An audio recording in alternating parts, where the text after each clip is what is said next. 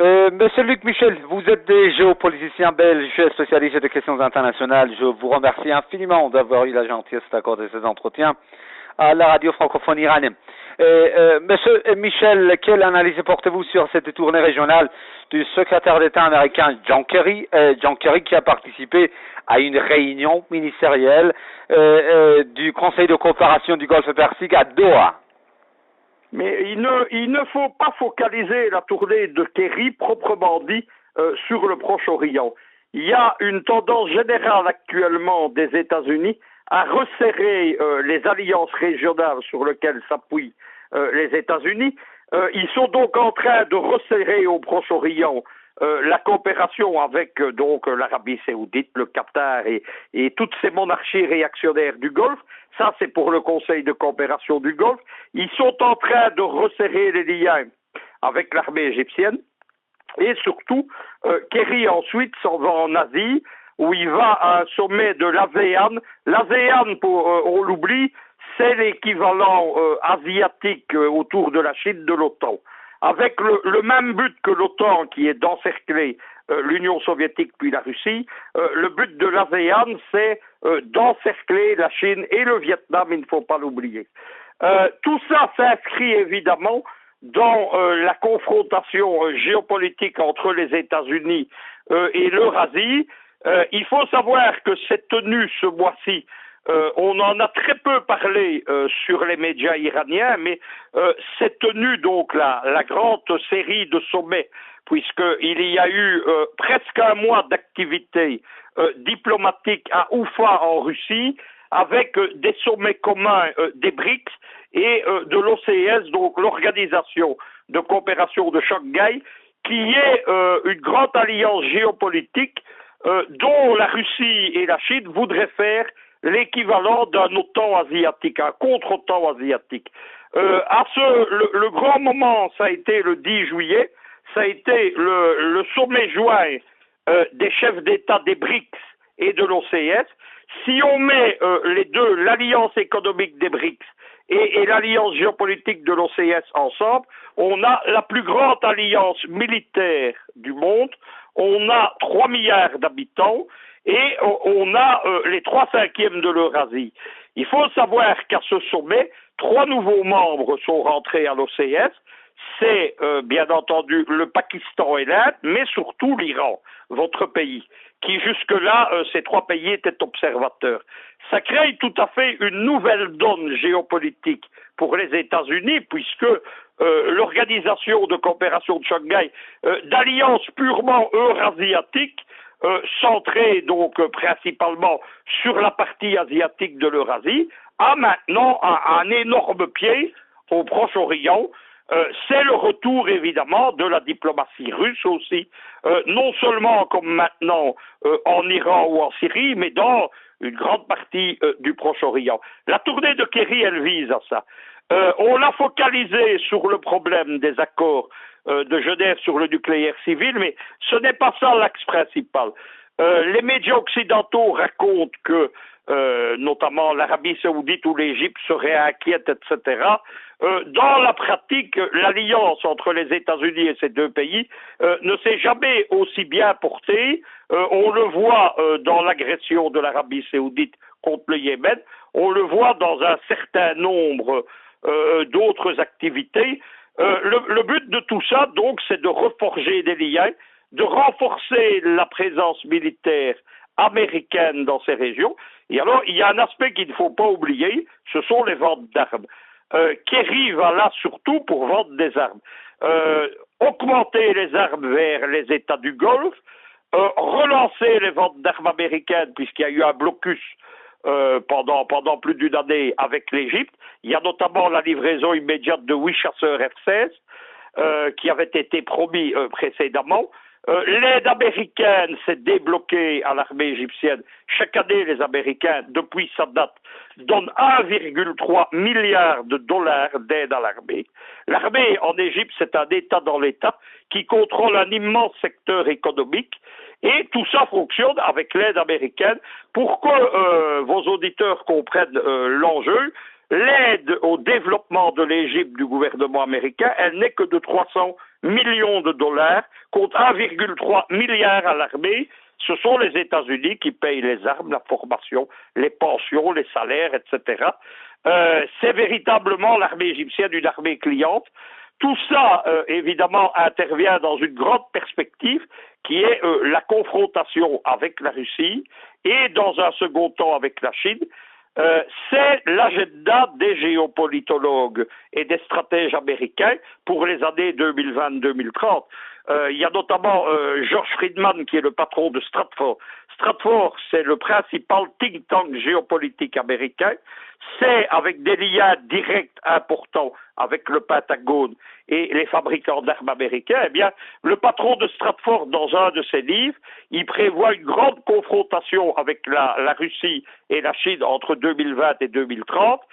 La Russie étant implosant comme l'Union soviétique entre 2020 et 2025, et la Chine implosant autour de 2030. C'est dans cette perspective que les Américains posent toute une série d'actes. Avant la visite de Kerry au Proche-Orient et en Asie, il y a depuis maintenant un an, à l'occasion de la crise ukrainienne, il y a un remaniement de l'OTAN sur les flancs européens de la Russie. C'est la même chose, on a resserré les liens, on a amené des troupes. Il y a par exemple maintenant des troupes américaines et des troupes de l'OTAN installées aux frontières même de la Russie. Il y a des bases de radars et de missiles en Pologne, en Roumanie, en Tchéquie. Il y a des manœuvres de l'US Army dans les pays baltes, en Pologne et en Roumanie. Tout ça, évidemment, vise à créer un climat de tension et à relancer la machine de guerre américaine, ce qui est excellent aussi pour leurs affaires. Voilà le plan. Au milieu de tout ça, il faut dire un dernier mot. Donc Kerry n'ira pas en Israël parce que pour le moment, les relations sont extrêmement tendues entre l'État sioniste et l'administration Obama. Tout le lobby pro-israélien aux États-Unis, l'AIPAC, qui contrôle le Parti républicain, une grande partie des élus au Sénat et au Congrès du Parti démocrate qui sont contre Obama, tout le monde est mobilisé pour faire échouer le vote qui va avoir lieu au Congrès des États-Unis sur précisément les accords de Genève. L'enjeu pour Obama, c'est de mettre son veto. Il faut pour ça qu'il ait l'appui de plusieurs dizaines de parlementaires. Il n'est pas sûr de les avoir. Au milieu de tout ça, il y a un geste de bonne volonté de l'administration Obama. Ils vont faire relâcher au mois de novembre l'espion israélien qui est en prison aux États-Unis depuis 30 ans, Jonathan Pollard, pour avoir espionné au profit d'Israël les États-Unis. Il va enfin sortir de prison. C'est un héros national en Israël et on a salué avec joie, mais ça n'a pas suffi. Le but maintenant de Netanyahou, c'est de mettre à genoux Obama. Il y a une dernière chose à dire, parce que pour le moment, sur le grand échiquier de la géopolitique mondiale, tout se tient. Mardi passé, il y avait ce qu'on appelle les élections du mid-term aux États-Unis, c'est-à-dire qu'on renouvelle la moitié du Sénat et la moitié du Congrès à la moitié du terme du mandat du président. Eh bien, ça a été une déroute pour Obama. Il a perdu au profit des Républicains le contrôle du Sénat. Il a perdu au profit des Républicains le contrôle du Congrès, où maintenant ses adversaires, rien que les Républicains, ont plus de 235 sièges sur 450. Et tout ça, évidemment, derrière tout ça, il y a ce qu'a fait l'AIPAC. Kerry va donc, pour essayer de revenir avec des bonnes nouvelles, c'est-à-dire des contrats d'armement et un renforcement de la collaboration avec les alliés arabes, asiatiques et égyptiens des États-Unis. Vous avez là un portrait de ce qui se passe. Au milieu de tout ça, le nucléaire iranien, c'est un peu la porte qu'on a ouverte. Et c'est ce qu'on présente ici en Occident, parce que il y a personne qui veut véritablement parler des enjeux réels. Dans les enjeux réels, il y a la poursuite de la guerre au Yémen aussi. Luc Michel, une dernière question. Vous avez été complet dans votre analyse. Vous m'avez enlevé en fait des questions, mais une dernière question. Ça également, puisque Kerry a fait part en fait de la disponibilité de Washington à accélérer la vente des armes aux pays arabes et du Golfe Persique. Là, c'est une aubaine pour les États-Unis également de vouloir vendre leurs armes à ces pays arabes et du Golfe Persique en inventant n'importe quel prétexte. Mais c'est-à-dire qu'il y a une caractéristique, c'est-à-dire qu'il y a une caractéristique de ce qu'on appelle la géoéconomie. La géoéconomie, c'est l'économie appliquée à la géopolitique. Dans tous les temps de l'histoire à l'époque moderne, les pays qui font la guerre sont des pays qui s'appauvrissent. En 1918, par exemple, eh bien, la France ou la Belgique, qui sont détruites par la guerre, sont aussi appauvries que le n'est l'Allemagne. Il y a un État, par contre, qui, depuis la Première Guerre mondiale, s'enrichit sur la guerre, ce sont les États-Unis. Les États-Unis sont sortis première puissance économique à la fin de la guerre de 1918, ce qu'on appelait les créanciers du monde. En 1945, ils étaient les créanciers de nouveau de la planète. L'économie, parce que Roosevelt n'avait pas réussi à juguler la crise des années 20, il l'a jugulée grâce aux 4 années où les États-Unis ont servi, comme il le disait, d'arsenal au reste du monde. Toutes les guerres que les Américains ont fait ensuite, elles ont été bénéfiques pour leur économie. Elles ont fait vivre les firmes d'armement, mais pas seulement. Vous devez savoir que quand il y a de très gros contrats d'armement dans une situation de tension, ça profite également à des constructeurs privés. Vous avez des firmes comme Ford ou Caterpillar, les fabricants de bulldozers et de machines de chantier et de tracteurs, ils sont prêts immédiatement à produire des choses militaires. Il y a par exemple en Belgique une usine Caterpillar près de Charleroi, eh bien en Wallonie, l'usine est prête en moins d'une semaine de passer à la production de tanks à partir de la production de machines industrielles. Donc la guerre bénéficie. Qui dit guerre dit endettement. Beaucoup de ces pays vont s'endetter pour acheter des armes. Et donc tout ça est très bon à ce système libéral mondial. C'est indécent, ça n'a aucune morale. Mais c'est comme ça que ça fonctionne, évidemment.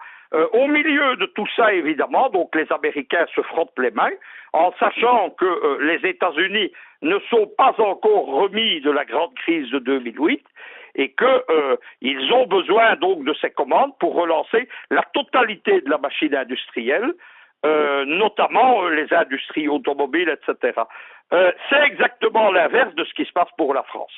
C'est-à-dire que la France, elle, qui s'est placée depuis le retour de la France avec Sarkozy et Hollande, la France donc s'est remise totalement sous le contrôle de l'OTAN et de mauvais élèves de l'OTAN sous le général de Gaulle en Europe, la France aujourd'hui c'est le meilleur allié à la fois de Washington et de Tel Aviv, et on parle en géopolitique aujourd'hui d'un axe Washington-Paris. Paris jouant le mauvais rôle, d'ailleurs que les Américains ne veulent pas dans beaucoup d'affaires. Lors des négociations à votre pays sur le nucléaire iranien, par exemple, eh bien, Washington jouait un rôle apaisant et on a dit à un moment donné que la France représentait Netanyahou à la table des négociations. C'est ce qu'une bonne partie de l'opinion publique, d'ailleurs, a fait payer à M. Fabius lorsqu'il est venu dans votre pays, avec raison selon moi.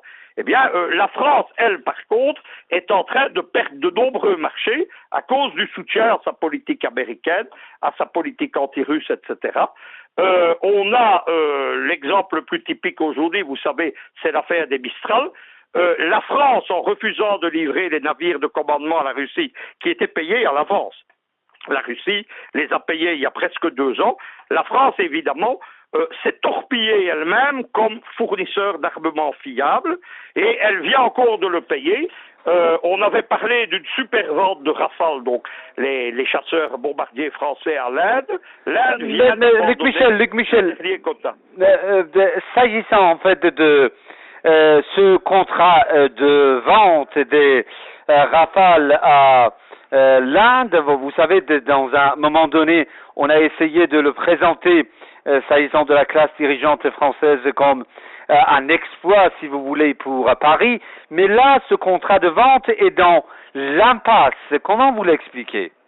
Il n'est pas dans l'impasse. L'Inde a officiellement dit qu'elle renonçait à l'achat des 37 derniers chasseurs. Donc on était parti de 147, on était descendu à 37. Le prétexte, il est assez simple. Le prétexte officiel, c'est que la maintenance des avions est trop chère.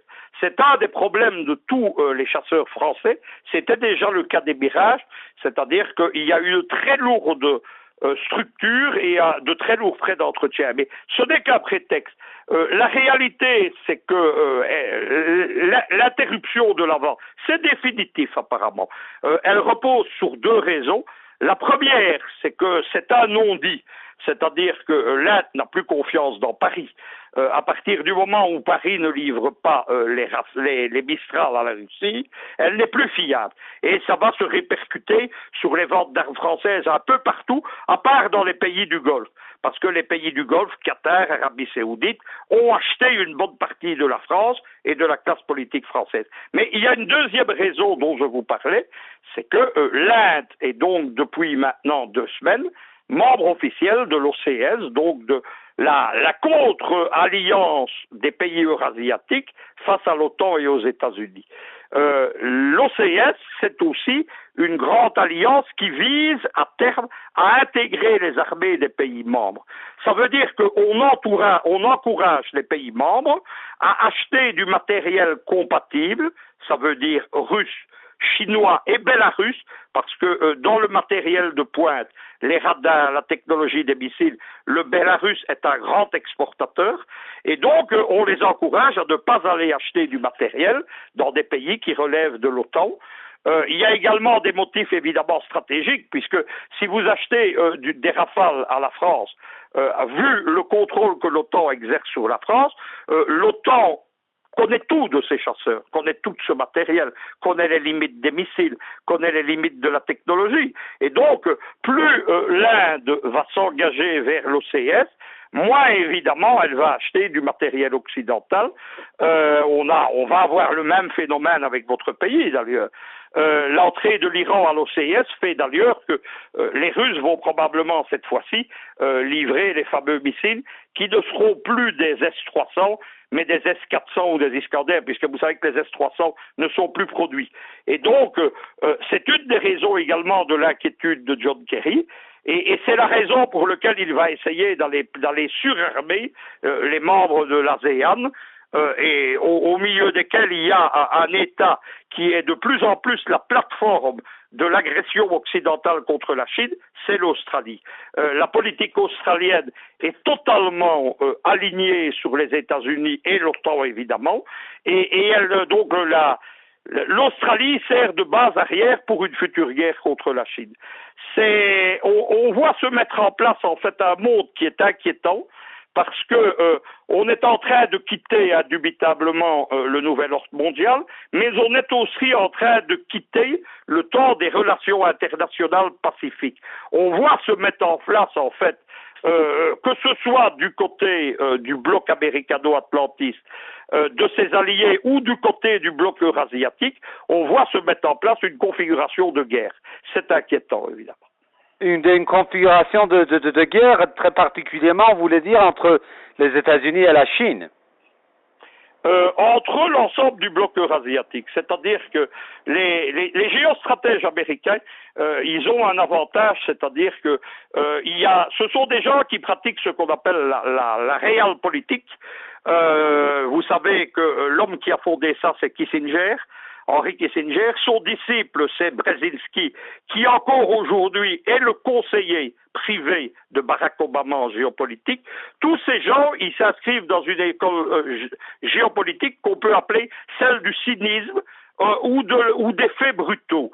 Leur modèle, ce sont des gens comme le cardinal de Richelieu en France par exemple, ce sont des gens qui ne pratiquaient pas une politique de sentiment ou de morale, mais pour lequel seul comptait la force pure. Les Américains, donc, ils écrivent ce qu'ils vont faire. C'est comme ça depuis maintenant le milieu de la Seconde Guerre mondiale. En 1943, ils ont publié par exemple un livre, un de leurs idéologues qui s'appelle Jed Burnham, qui s'appelle Pour la domination mondiale.